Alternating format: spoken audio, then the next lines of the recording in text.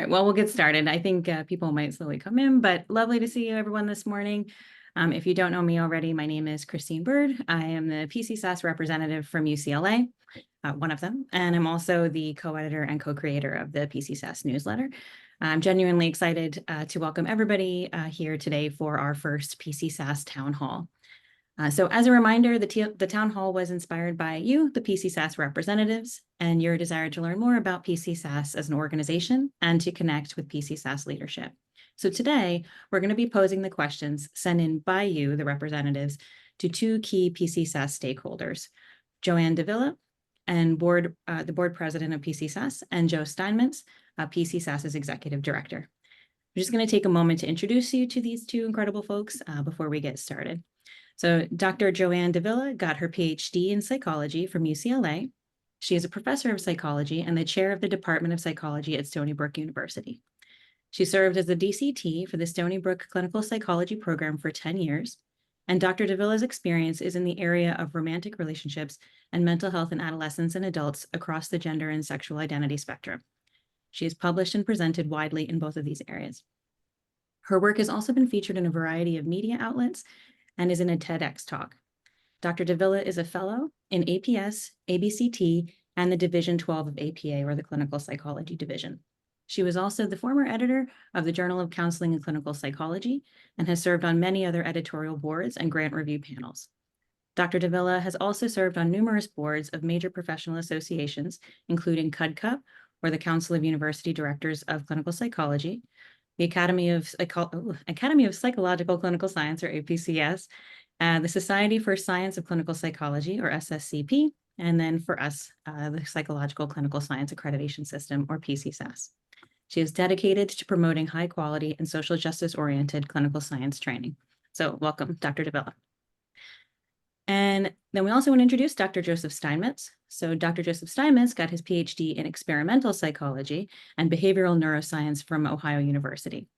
After spending 4 years at Stanford University as a postdoc fellow and research scientist, he joined the faculty of Indiana University in 1987 and spent 19 years there teaching and conducting research on the neural bases of learning and memory. He was named a distinguished professor at IU and also held the Eleanor Cox Riggs Chair. The research was formally recognized by the National Academy of Science in 1995, where he received the Trollin Research Award. Dr. Steinmetz served as the chair of the Department of Psychology at Indiana for 9 years, and then he left Indiana in 2006 to become the Dean of Liberal Arts and Sciences at the University of Kansas. He also served as the Executive Dean of Arts and Sciences and then the Executive Vice President and Provost at Ohio State University before becoming Chancellor of the University of Arkansas in 2016. Dr. Steinmetz retired from the University of Arkansas in 2021 and then became the Executive Director of PCSAS in November of that year, which is the position he currently holds. So welcome, Dr. Steinmetz.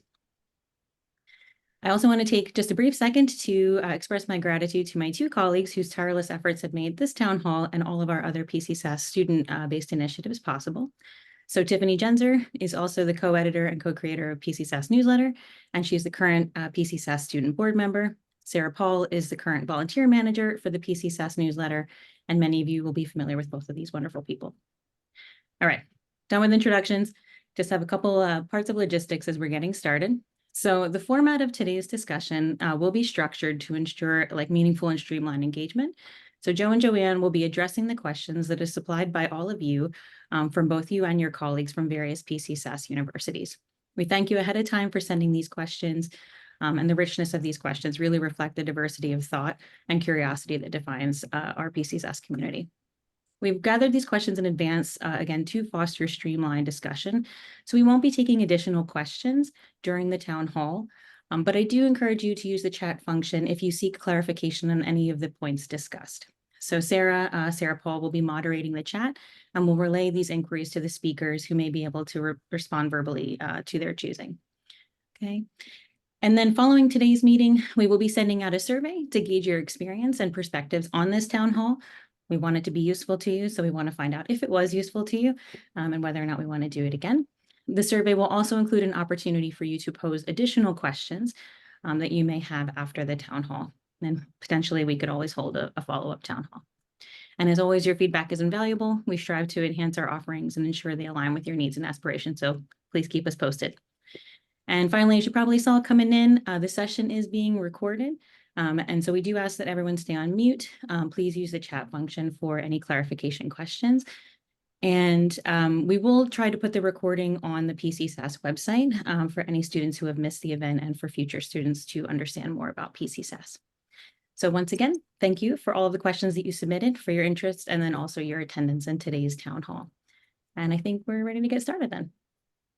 Perfect. So I'll get us started with the first few questions here. So Joe, our first question for you is really to talk a little bit about why PCSAS was started and what its mission is.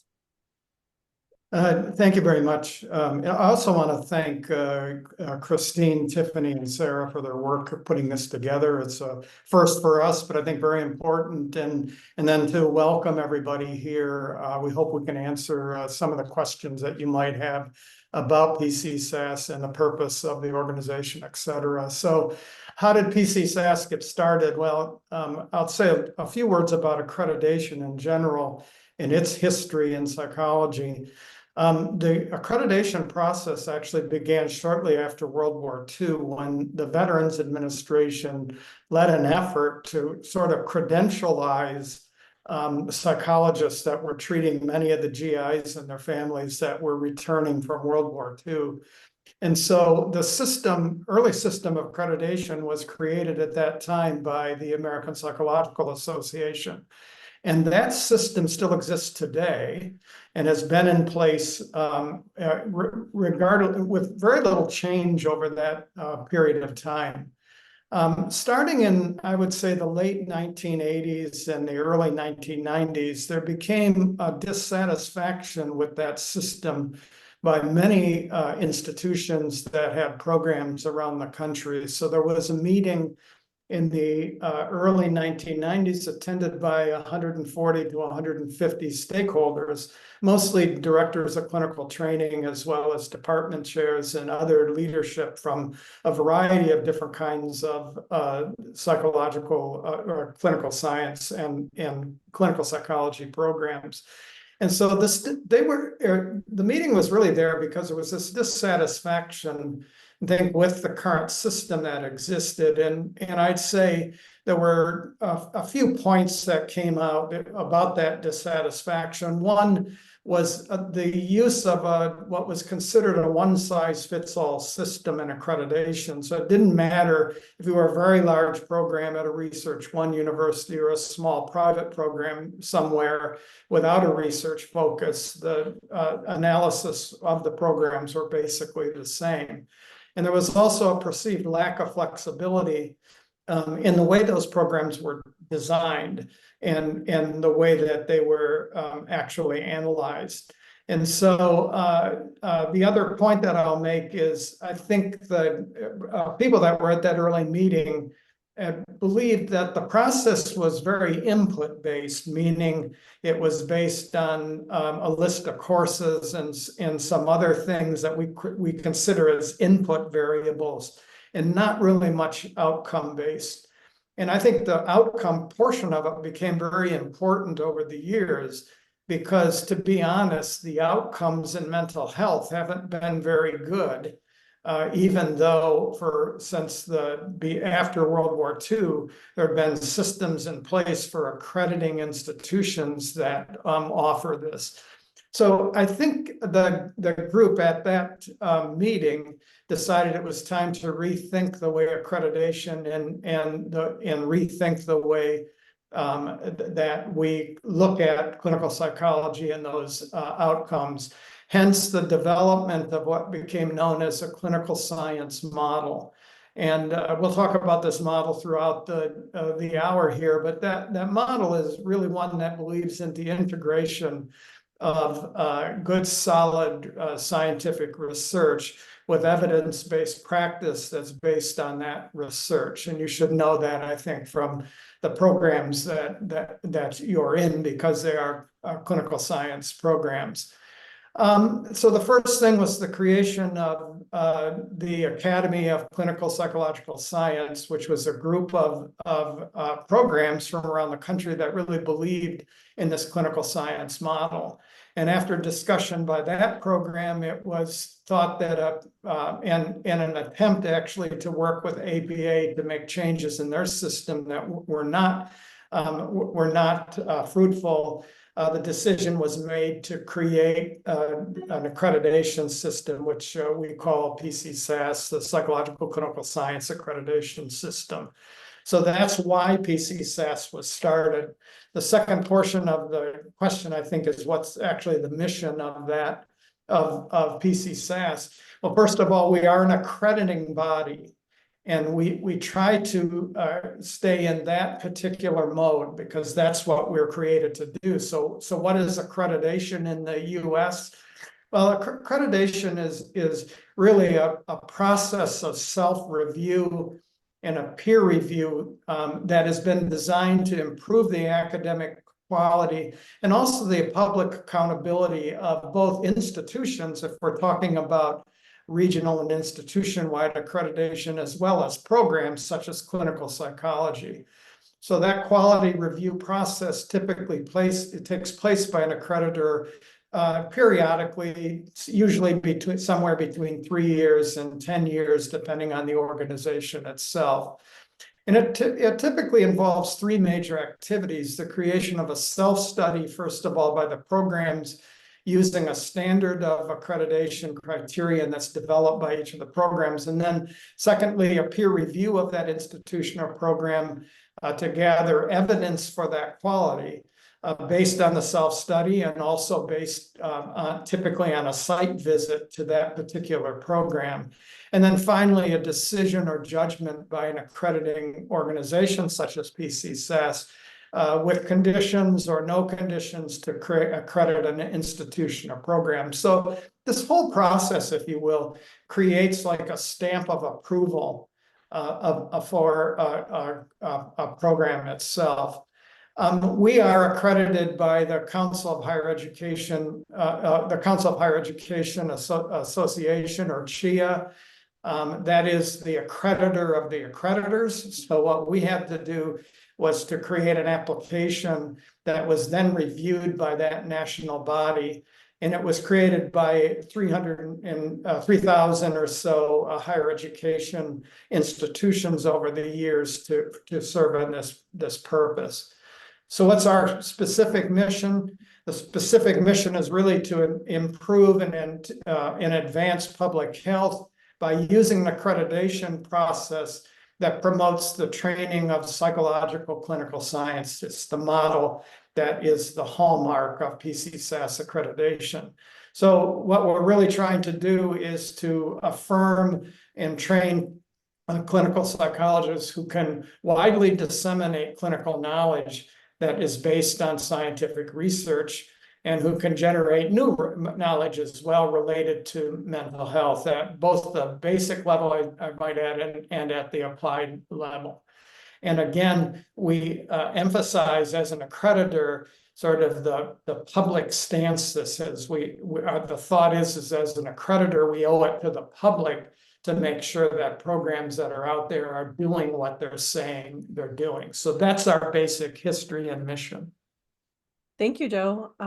So I have a follow-up question related to that. So you talked about PCSAS being born out of a need to break away from this older, outdated accreditation process. I'm wondering if you can speak to in more detail the ways in particular that PCSAS is addressing these shortcomings and modernizing the accreditation process. And you may have answered some of this already.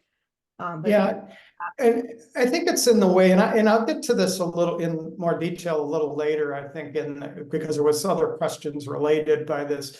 But I think what it did is a couple of things that are very, very important that makes us a bit different than the existing system that was created by APA. First of all, we're flexible. In the sense that we don't have a list of courses that all institutions must have. Rather, we have expectations of competencies that have to be met by each of our organizations, and how they meet their competency is really up to the individual program. We assess whether what they say they're doing is actually going to produce that result. That's our particular role. So that's one major feature, and the other is that we're outcome based. we're really asking the basic question: if we accredit someone, do the graduates of that program actually do clinical science type work when they're done? Because again, the belief is that model will produce better outcomes in the end about mental health. Perfect. I'm wondering if you can also tell us a little bit more about the PCSAS leadership structure and maybe a little bit more about both of your roles as well. Yeah, PCSAS is basically governed by a 9-member board of directors, and that is in our charter, in our bylaws, are actually made of some defined roles. They include clinical scientists as a group. I believe there's 5 of them or so. It has to have an academic administrator, typically an ex-chair of psychology, maybe a clinical scientist, may not be. It also has to have a student on board. That's what Tiffany is serving as that member on the board right now. And it also has a public member. And by a public member, we're talking about somebody who's not in the field, that's out in the public. To give you a flavor of the types of persons that serve in that role, because it's very important. It's the link, if you will, to the public. The original public member was my former boss at Indiana, Miles Brand, who was the president of Indiana, went on to become the president of the NCAA after that role. He was the original one. And Sarah Brookhart, who is the executive director of APS, currently serves in that role. One of those board of directors members is the president of the board. That's Joanne Davila. Her role is really about leading the board in the way it sets policy, in particular in the way that PCSAS functions. I serve as the executive director, if you will, and I'm the sole employee of PCSAS. We have no other staff members. So I'm largely responsible for the administration of the organization itself, including its finances. I also serve as the conduit for information between the review committee and in the programs and the organization itself, as well as communicating the results of reviews, and also serving as a liaison to CHIA. And I regularly go to their meetings. In fact, their meeting starts Monday evening of next week, their annual meeting, and goes through Thursday. So I'll be there for a couple of days for those meetings. And then finally, there's a 10-member review committee as well. That's part of the structure of PCSAS. It's the review committee that looks at the accreditation standards and the self-study and the work that's been done by each of the organizations, and make the determination whether they're worthy of accreditation or not. So that's the basic organization. We're very small, very lean, and I think purposefully so. Perfect, thank you. Let me move over to Joanne. Somebody had a question about the efforts that PCSAS is making to foster interdisciplinary research on mental health and mental illness. Thanks, Tiffany, and hello, everybody. Fostering a specific type of research is really outside the scope of an accrediting agency. So we accredit programs that are designed to produce competent clinical scientists, regardless of the type of research that they do. Wonderful, thank you. I think in the service of time, I'm actually going to move over to Christine, and Christine has a couple of other questions, starting with Joe again. Yeah, absolutely. Thanks, Tiffany. Okay, so Joe, you were talking about the accreditation process, and I'm wondering if you can give the representatives a better understanding of the process schools go through to gain accreditation, and then relatedly, how do you measure outcomes, evaluations of program success? Yes, I'll be brief on this process. It's not a very complicated process, actually. If you're a brand new program and you want to seek accreditation by PCSAS, we typically get a letter of intent, which is a couple of pages long, which we use to verify whether the program actually understands what clinical science is all about. and affirms the review process that we have in mind. The review process usually involves about a 6-month process of writing a self-study on several areas from a template that we give. And I'll talk about very briefly those areas in a moment. After the self-study is submitted, we give it to the review committee, and then the review committee assigns 4 people basically to look very carefully, although all 9 members or 10 members of the committee actually review and read all of the materials for all cases. So 2 of those members read the hard copy of the self-study, and then from that, they make a judgment on the sort of the paper presentation of what the program is saying that they're going to do to meet the standards that we have for accreditation. And the other 2 people are site visitors. They actually, now that the pandemic seems to be over, they go to the on-site and actually spend about a day and a half meeting with various stakeholders concerning the review itself. And they often are given questions by the paper readers to ask if they're unclear about something. So after those things are done, the 2 reviewers and the site visitors write reports up that are given to the review committee. The review committee meets and then makes a decision on accreditation based on the discussion and the review of the materials. So what is the review committee actually looking for? We have standards that have been set or expectations, if you will, that have to be addressed. And so those are the conceptual foundations. Is this a clinical science program? What's the design and the resources that are there? What's the quality of the science training? What's the quality of the application training?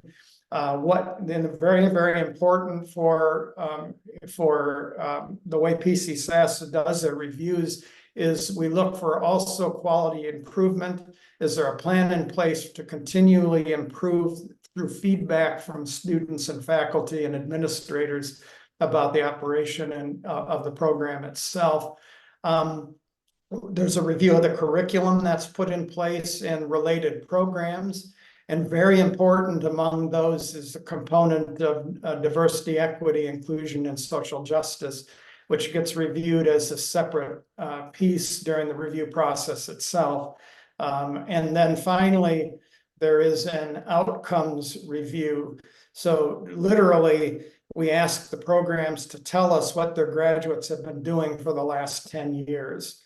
And then assessments are made by the reviewers, the 4 reviewers involved, as well as the program, about the percentage of those that are graduates of their program that are actively involved in the collection of new knowledge and or the dissemination, the broad dissemination of that knowledge as defined in several different ways.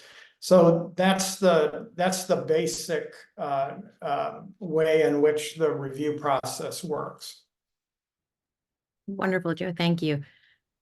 Okay, Joanne, one of the questions that came in from the representatives are, what are the benefits of being in a PCSAS accredited school, and how might these benefits be different from APA accreditation?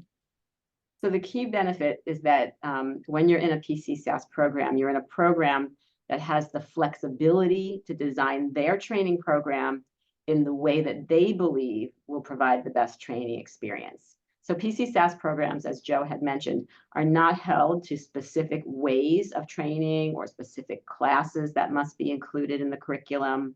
And this really provides programs with the opportunity to give students flexibility and options in their training, which we believe is good for students and allows the students to develop their own interests and work to their own unique goals. And that's very different from what happens in APA accredited programs.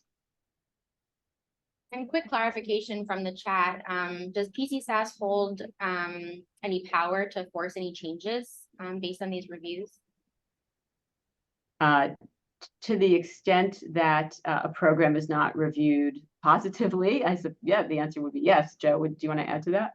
Yeah, you can lose your accreditation. Yeah. And so what happens is the renewals are only every 10 years, but we still do annual reviews. And if they're out of compliance in not meeting the standard for some reason, it is possible to lose accreditation. And that's not just unique to PCSAS. Any accrediting body has that as the ultimate power, if you will, over the programs to make sure they're doing what they said they were going to do. Wonderful. Thank you both. Okay, Joanne, the next question is for you.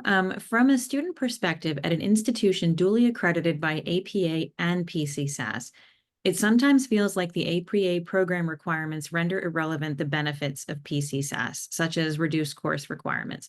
So how do duly accredited institutions reconcile this to make the most of their PCSAS accreditation? Yeah, that's a really great question. And I really agree with this concern because it can be true. In fact, there may not actually be a way to fully reap the benefits of PCSAS accreditation while still being APA accredited. I know we struggled with this at Stony Brook where I work. So the only way for existing programs to be PCSAS only accredited right now is to have dual accreditation and then to drop APA accreditation. And more programs are doing that and are showing interest in doing that now. That's really the only way to have the full benefit of the flexibility, unfortunately. Okay, thank you. Joe, the next question is for you. Does PCSAS plan to accredit other types of psychology programs, such as scientist practitioner programs, PsyDs, counseling programs, and then why or why not? Currently, we have no plans to extend accreditation beyond PhD programs.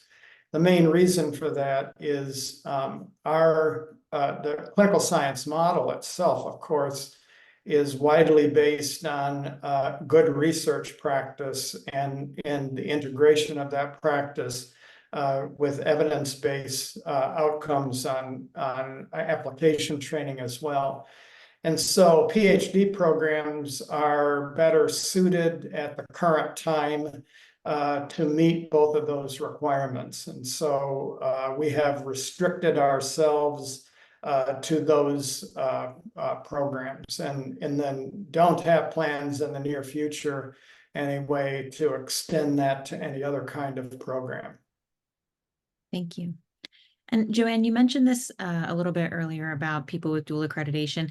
One representative was curious about how many programs are PCSAS only accredited and any ideas on what generally went into their decisions to drop APA. Mm-hmm. So currently there's 3 programs that are only accredited by PCSAS: Stony Brook, my program, Berkeley, and WashU. And basically, I think that our 3 programs were willing to take the risk and lead the charge. I think there was a lot of concern about impact on students, which is absolutely understandable and important. But that said, someone has to make the move to take accreditation parity to the next level, which is really, that's been the goal of PCSAS all along. Great, thank you. And then I think kind of a related question is, what happens to students who are in the middle of, what we would call a quote unquote flip, right? So if a school decides to become PCSAS only, how does this affect the incoming cohort or all of the cohorts in that school? It's a really important question and something that programs need to consider carefully, because ideally it will only affect the incoming cohort. And I would strongly recommend that programs that are dropping APA accreditation do so for a specific incoming class and thereafter, and keep the other cohorts finishing out their APA programs. So at Stony Brook, we actually spoke with the students about this, and we gave them the option of dropping APA for all cohorts. But we told them that if even one student in the APA program wanted to stay that way, then we would have those classes stay that way. And that's exactly what happened. So we started our PCSAS program for the incoming class of 2022. And everyone else is finishing out the APA program. Okay, great. Thank you. And just while we're on the topic of accreditation, can you talk a little bit about like PCSAS's DEI initiatives, or specifically how will PCSAS maintain training standards that don't disproportionately affect students from different backgrounds or programs during the accreditation process? Yeah, so our flexible approach to training, where programs get to decide how they train students, can allow for this. It really does allow for this. Importantly, though, PCSAS has just reviewed and revised our accreditation standards to make clear that programs must demonstrate a commitment to the integration of DEIJ into all aspects of the program. So we literally state that the values of DEIJ should be incorporated into the scholarly content of instruction and program requirements, into recruitment and retention of faculty and students, into client populations, and into the inclusiveness of the climate and student well-being within the program. And that last part speaks directly to the question that was posed. And the review committee really will be attending to all of this very carefully when they review your programs. We're also making sure that success, like the way we think about clinical science outcomes, that gets judged on the quality of what people are doing, the quality of science, not just quantity, like how many publications are people getting and things like that. We're really interested in scientific quality, and I think that helps quite a bit.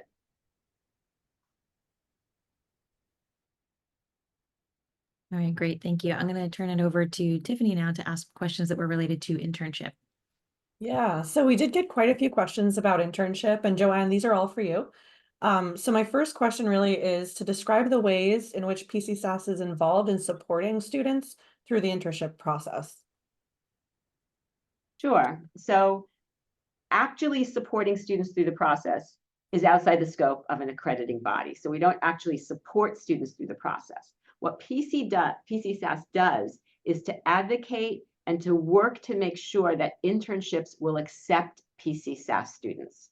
So one of the very significant ways that we've done this is by lobbying to ensure that all VA internships must accept students from PCSAS programs. It's literally written into VA guidelines now.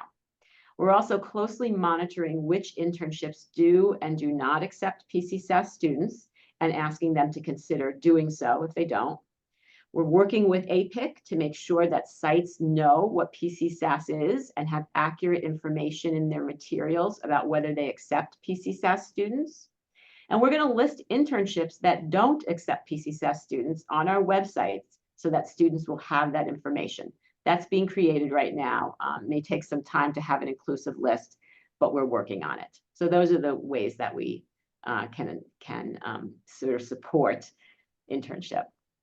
Perfect. And I know there has been some concerns about some sites not accepting PCSAS students. I'm wondering if you know more about, how many programs or sites, that is, and maybe the reasons why, if there's any insight into that at all. Yeah, sadly, I don't have insight into that right now. I don't know the exact number.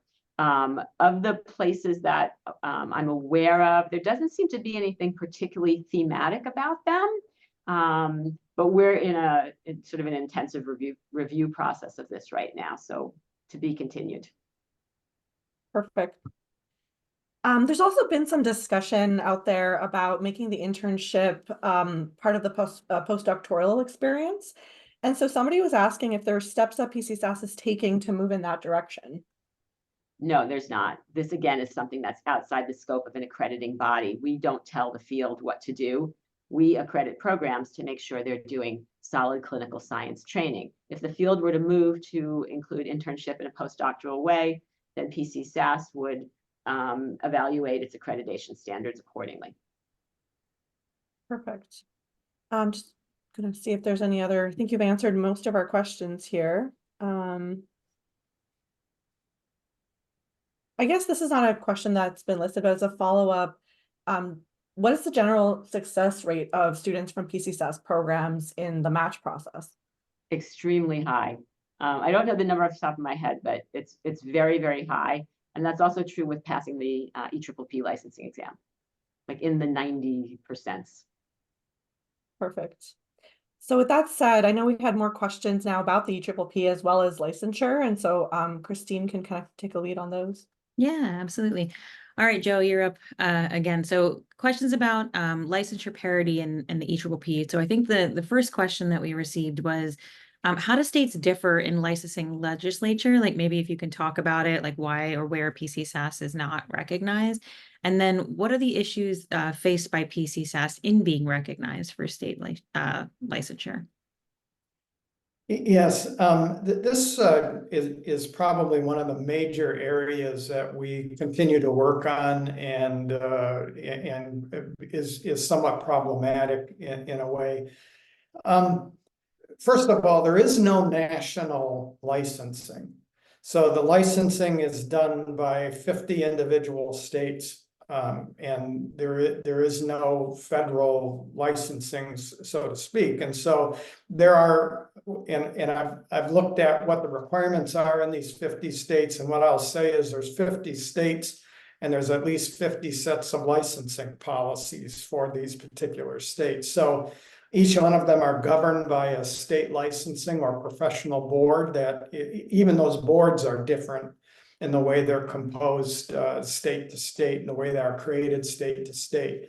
So the biggest issue is you can't deal with one body to try to make changes in the system, but you have to deal with at least 50 different bodies. There is an association of state and provincial psychology boards that gather the 50 state representatives together, but they don't serve really in an oversight role as much as they do in some other roles that they play, including the EEEP, among some other things. So what our biggest challenge right now is to get PCSAS recognized by the states that explicitly don't recognize PCSAS. And so if I looked at the breakdown of states, I'd say roughly we are recognized specifically by about 25% of the states, meaning that it's written into their, or in the process of being written into their policies. Those include some of the largest states, including New York and California and Texas. And so for that reason, almost about 50%, I'd say, of the population right now lives in states that are recognized by PCSAS. So we are making progress.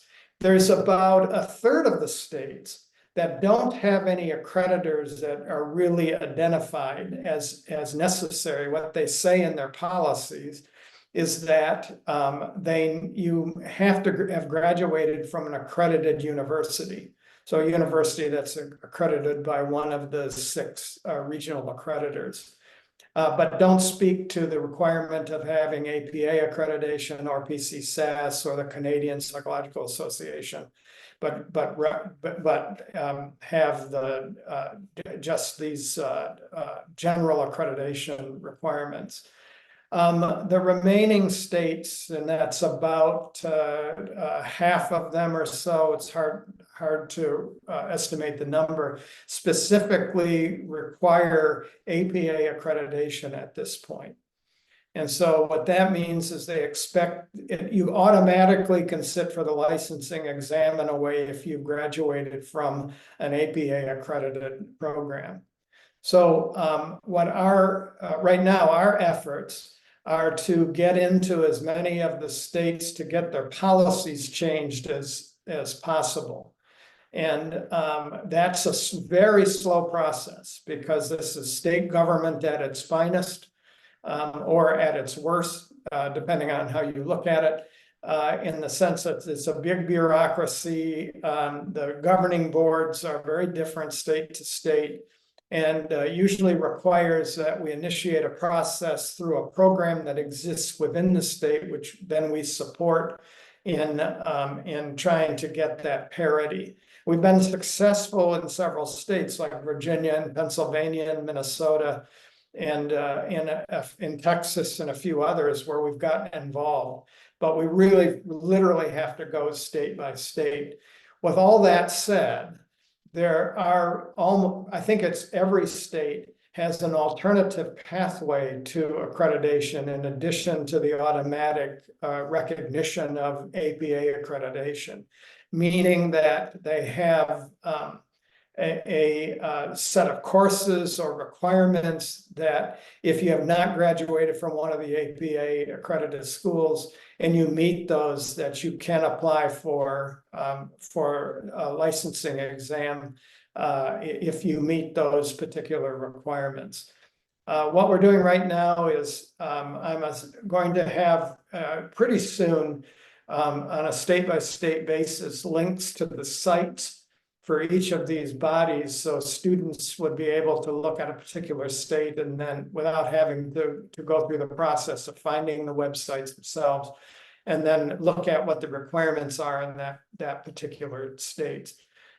So we really are relatively new as an accreditor. We've only been around for 12 years accrediting programs or so, versus the APA accreditation, which has been around since the 1940s. So you can understand the issues there are in making changes in state policies that have been there a long time, but we are making those efforts. Wonderful, Joe. Thank you.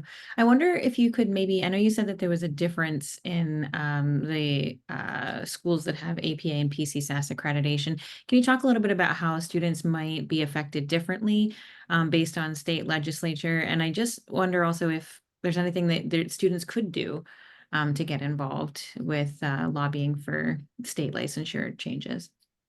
Yeah, so the main issue is if they require APA accreditation, which is I estimate about half of the states, then what a PCSAS student has to do if you're not graduated from an APA accredited program is use the alternative pathway. That state is that's big and much more than you might have to if you were APA accredited. That's the major thing right now. But there are a number of these pathways, and you literally have to look at state by state to make a decision on how you would approach that particular issue. And so getting the students involved, what I'd really say we need to do is PCSAS cannot initiate this process. We can't go to a state licensing and board and make that request. That request really has to come from a program inside that state. And so if you're in a state that doesn't recognize PCSAS, I would urge you to have the conversations with your DCT and your faculty inside that particular program about initiating that process. And we can help once the process is initiated. We have model letters, we have lobbyists that we can that work for us, that can work with the schools. We work with the government relations offices in the schools to help go through that process. But students can really, I think, make sure that their administration and their programs understand this is a big issue and that their program should get involved in it. Okay, thank you, Joe. And actually, I want to follow up on something that came in the question and answer on the call just now, because it's about student activity. And maybe for Joanne, this question is related to what students can do, but about internships. So should students email internship sites that aren't accepting PCSAS directly and then CC a member of PCSAS leadership? Or like the question really was, who do they let know if there's a site that is not accepting PCSAS students? The site is definitely not accepting, then please let us at PCSAS know. You can email me directly, that would be fine. And that way we could look into that. We could see if we could talk with that site. We could certainly list it on the website so that students know. But I would not recommend you as a student emailing the site. There's really nothing that that I think you can do at that level. So just raise that up to us. And oh, can I just add one thing? Sorry, really quickly. I did pull up the data while Joe was talking, and the last data that we collected on this, 95% of students from PCSAS programs matched for internship in phase 1, with another 3% matching in phase 2. So basically everybody, and 98% of students who took the licensing exam passed it, of PCSAS programs. Wonderful. Thank you, Joanne. Also, I would just, if there is an email that you would like students to use to follow up on the internship, please feel free to put it in the chat, whatever that might be. Okay, and then Joe, I just want to kind of along the lines of licensure, one of the questions that came in was to just ask about how PCSAS is involved or not involved with the EPPP, and then whether or not there were any like requirements, guidelines, suggestions surrounding the exam process that comes directly from PCSAS, and if so, what are they? Yeah, we are purposely not involved with weighing in on the EPPP. It's not in our domain to really make those kinds of comments. Remember, we're an accreditor, we're an accrediting agency, and for us as an organization to get involved in that process is just not something that we should be doing. So we're basically staying out of it. Regarding comprehensive exam process itself, again, the very nature of what we do is to really encourage flexibility in our programs, et cetera. So we don't dictate exams, we don't dictate that sort of thing. We have basic set of requirements that we're looking for, and we ask that the particular program address those and tell us how they meet those expectations. Okay, wonderful. Thank you. So now we're going to just move into kind of our last segment of questions, which is about student involvement, but also the future of PCSAS. And I'll turn it over to you, Tiffany, to ask questions. Yeah, I did want to just go through one miscellaneous question we also received about whether or not PCSAS offers research awards or some kind of financial scholarships. Joe, I can give that one to you. Why or why not? Yeah, no, we don't, because again, our role really is in the assessment of the programs, and that's where we stop. And so we are funded by annual fees that are paid by each of our member programs. And then the review travel and stuff is covered by a review fee that we charge.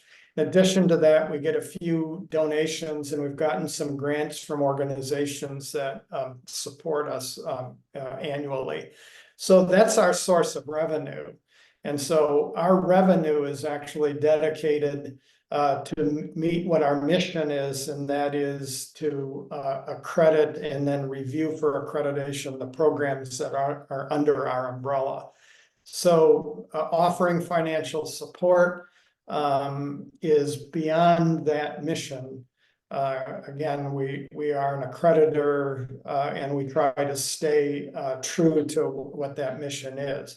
The only exception there might be is that sometimes we will support meetings that have that benefit our programs when it comes to the way that they're accredited. And so, for example, my travel to the CHIA meeting next week would be covered by us, because what I gather there would be helpful to the accreditors.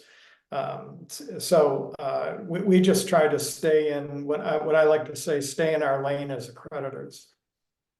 Perfect, thank you. So now we have a couple of forward-looking questions, and this is for both you and Joanne.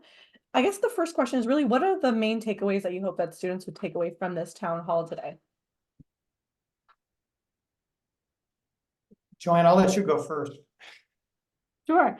I know that Joe and I both really hope that that this town hall has given students a better understanding of what PCSAS actually is as an organization, what we do, what our mission and goals are, kind of what lane we're in, essentially, as Joe was saying, so that students really understand what our role is in accreditation. So that's the key thing. And I think that if, subsequent to this meeting, if students continue to have questions about what that means, we're very happy to try to answer those questions as best we can, because we do want students to have a clear sense of who we are and what we do, as you are all going to go forward and continue on as clinical scientists and in new programs and new jobs. And we want an accurate representation of PCSAS out there in the field. So I think that's a really important piece of it.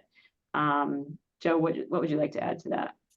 Yeah, I just want to say, I hope the students get an understanding of what our role really is. And one of the issues that we face, I think, is we are not the primary spokesperson for clinical science, which is a role that we're sometimes perceived to be in.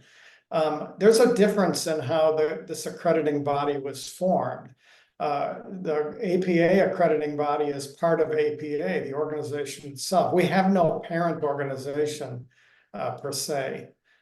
We have a connection indirectly to APS. They've been supportive of us, but we're not part of APS. We have a connection to the Academy of Clinical Psychological Science, but we're not part of the Academy of Clinical Psychological Science. We're separate and independent.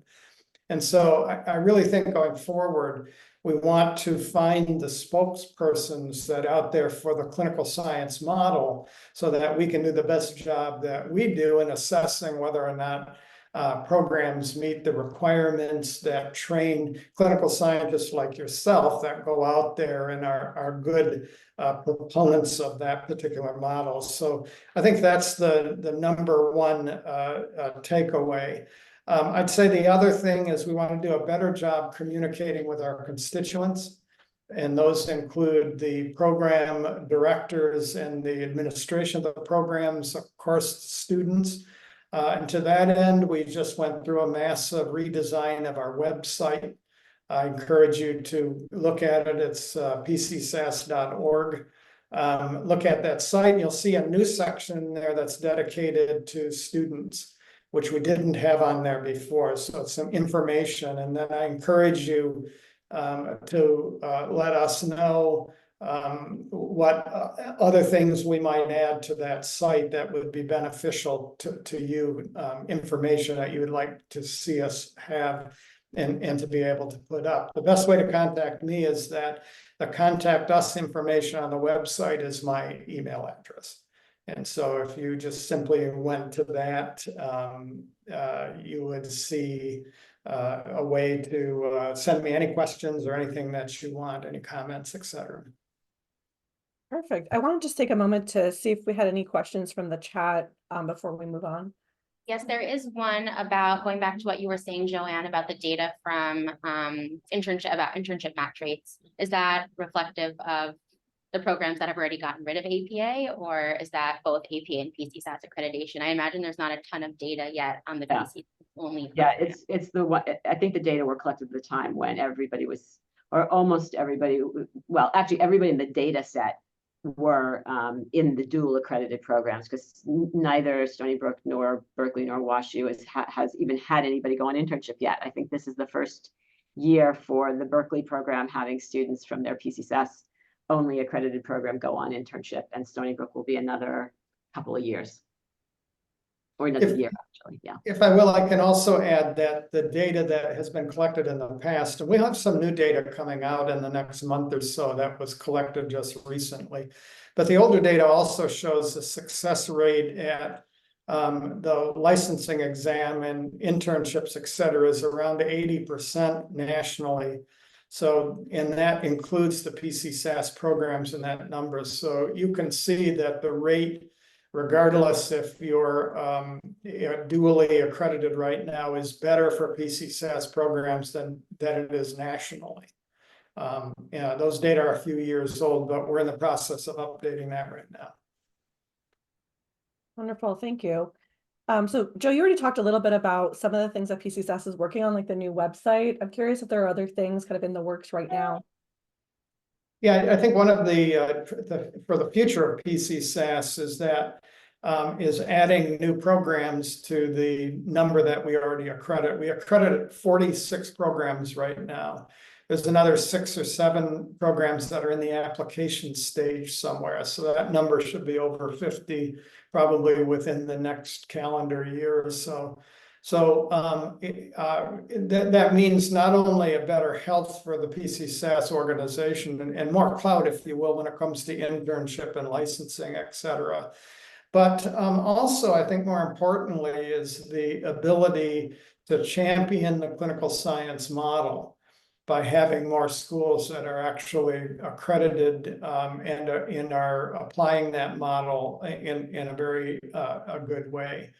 And so I think the developments that you'll see, it includes a new pathway that we've created for brand new programs that aren't accredited yet by anybody.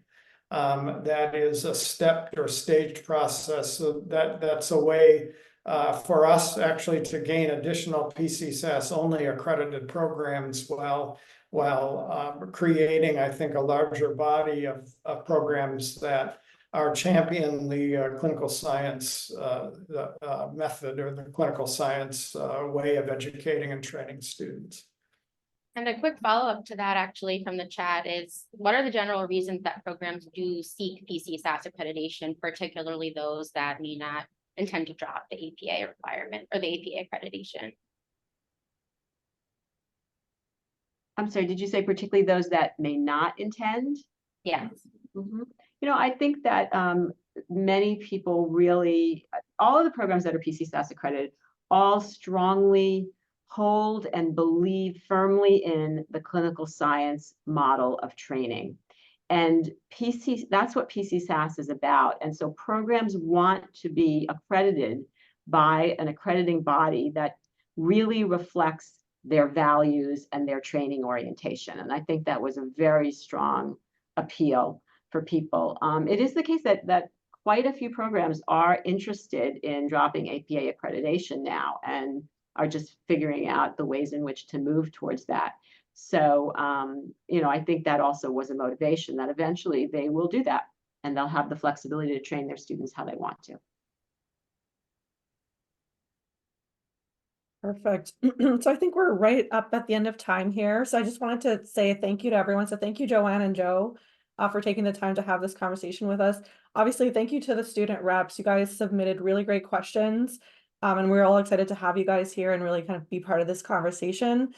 As Christine mentioned, we will have a follow-up survey just to get a sense of how this was for you. If you have additional questions, I know an hour can go by very quickly. And I know somebody asked also in the chat about the recording. We will absolutely make the recording available. The plan is to have it on the student section of the PCSAS website. So that's a new section that's been created with the new website. And you know, we're happy to disseminate that to bring back to your programs as well. So thank you, everyone. And you know, hope to kind of connect again. Christine, if there's anything else you wanted to add? No, I'm good. I thank you very much. I really appreciate everybody joining, and yeah, absolutely. Thank you, Joe and Joanne, for all of your input and efforts. We really appreciate it. All right, take care, everyone. Thanks, everyone. Thank you, everyone.